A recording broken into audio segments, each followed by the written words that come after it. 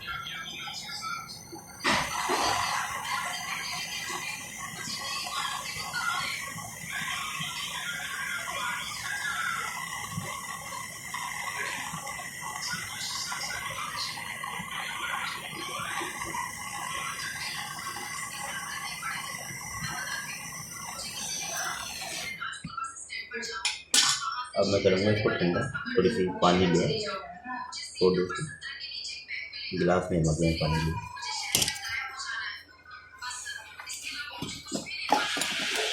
और ये होता है गेज। अगर ये कंप्रेसर 450 अगर पार कर लेता है तो समझ लीजिए कंप्रेसर की पंपिंग ठीक है। मैं आपको चेक करके दिखा रहा हूँ। तो मैं करूँगा ठंडा, ये जो गर्म होता है पहले इसको ठंडा किया जाता है।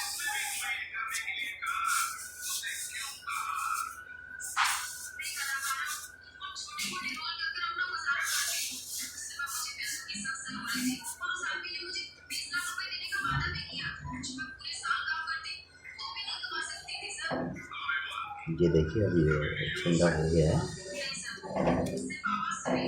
अब मैं इसमें गेज लगाऊंगा।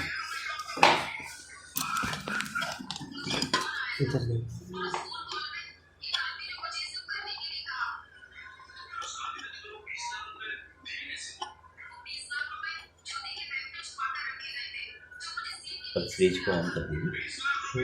हाँ, फ्रिज को ऑन करेंगे और इसके बाद इसका प्रेशर चेक करेंगे। ये देखिए मैसे लगाया जाता है।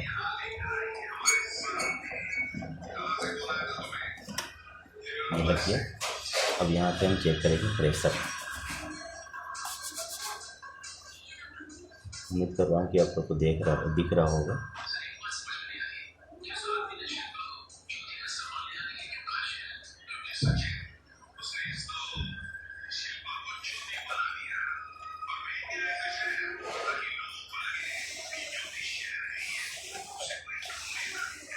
आराम से लगाकर ऑन कर दो। ठीक है, अब ये देखिए, हाँ अब ये देखिए बजना चालू हो रहा है। हाँ, ये जो है ना 450 पार कर देगा तो समझ लीजिए हमारा जो कंप्रेसर है ये ओके है। नहीं तो अगर 300 पे ये अटक जाती है, ठीक है, या 350 पे, तो ये पूरा प्रॉपर पंपिंग नहीं बना रही है। तो बिल्कुल देख रहे हैं 450 पार करने वाला है। अभी प्रेशर को मैं निकाल दूँगा, ये हमारा गेज ख़राब हो जाएगा इस वजह से।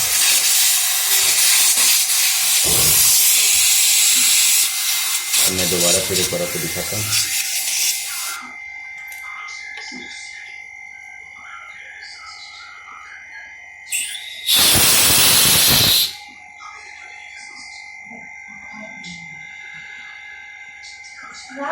दिख रहा होगा आपको, ठीक है, खोल दिख रहा होगा। ये देखिए, ये 450 पार हो जाएगा अभी। ये हो गया है।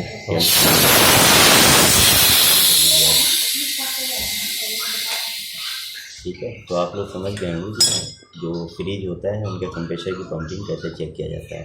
ओके, बंद।